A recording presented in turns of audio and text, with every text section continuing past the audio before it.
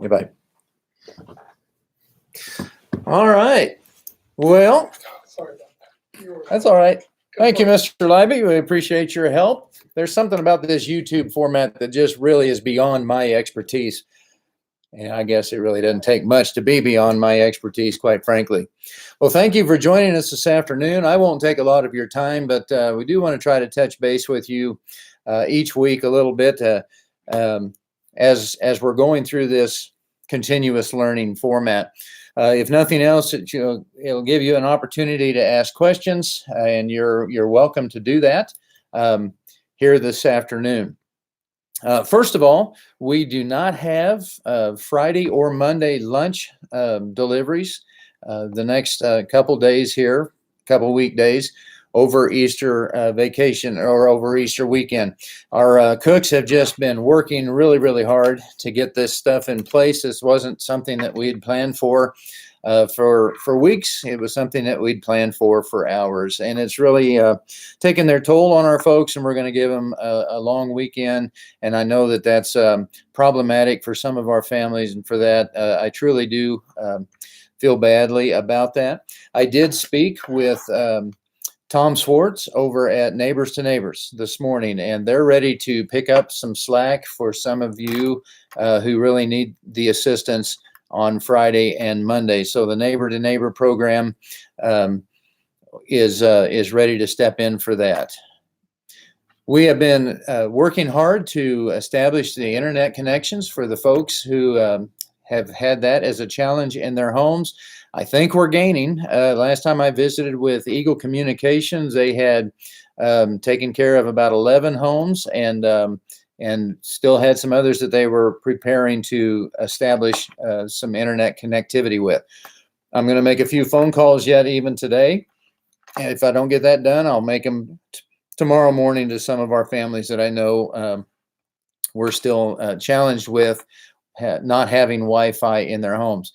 That said, if any of you are having trouble, or if your internet connectivity messes up on any given day, feel free to jump in the car and drive up to one of the schools, get near the front door, and you should be able to, your children's iPads should be able to pick up the Wi-Fi there from the parking lot. That would allow them to take care of the schoolwork that they are trying to keep up with. I'd like to also make everybody aware we are in the middle of a preschool enrollment. USD 435 will have a preschool program in the Kennedy Primary Building next year. We are very excited about this opportunity. This afternoon, I'm a little bit frazzled because this afternoon we spent most of our afternoon interviewing candidates for those teacher positions, and we're excited that we're going to get some things moving in that direction. So we'd like to have you go to our website, that's AbileneSchools.org, and enroll your 4-year-olds for preschool next year. And there is an expense there unless your child qualifies. Otherwise, there's some qualifications there that would perhaps give you a free registration fee. Otherwise, there is a fee there that you'll see when you enroll your children for that preschool program, and it's designed to be very, very similar to the structure that is going on over and has been going on for a number of years at St. Andrews. And I do want to thank Christina for her help in making sure that we're on the same page with preschool. We have been working hard administratively here this week. We've been working hard to kind of get back into doing our regular stuff. Obviously, life is not normal by any stretch of the imagination right now, but we are completing interviews with people via Zoom video broadcasting, and that's a little different, but it's working, and we're able to have very good conversations with some folks who are interested in coming to work here in Abilene schools. And I'm assuming most of you have read the newspaper here recently, or perhaps heard on the radio station. We did hire an assistant superintendent for next year. She will start July 1st, and she will take the place that is being vacated with Mr. Chris Cooper going to Clearwater. And again, we do wish Mr. Cooper all the luck in the world, and yeah, he's going to do a fantastic job there at Clearwater, and we're just really excited to see that come together for him. And but we're also very excited to hire his replacement. We're going to have Dana Sprinkle.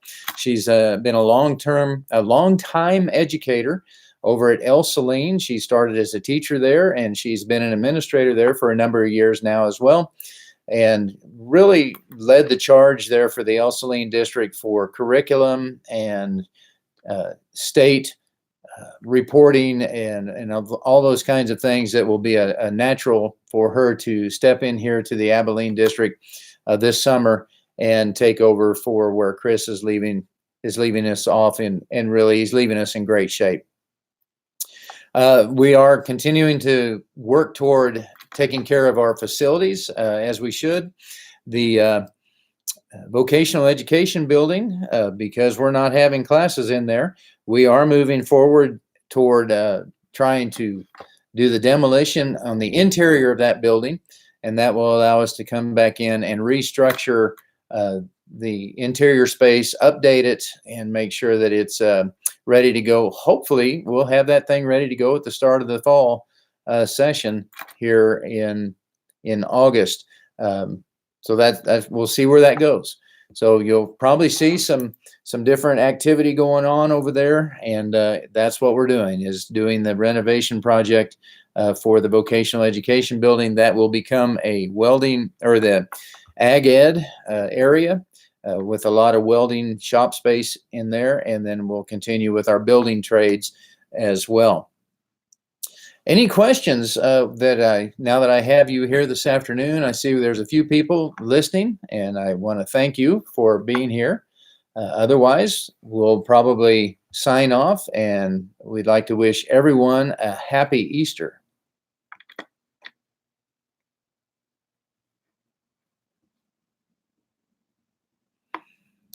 All right.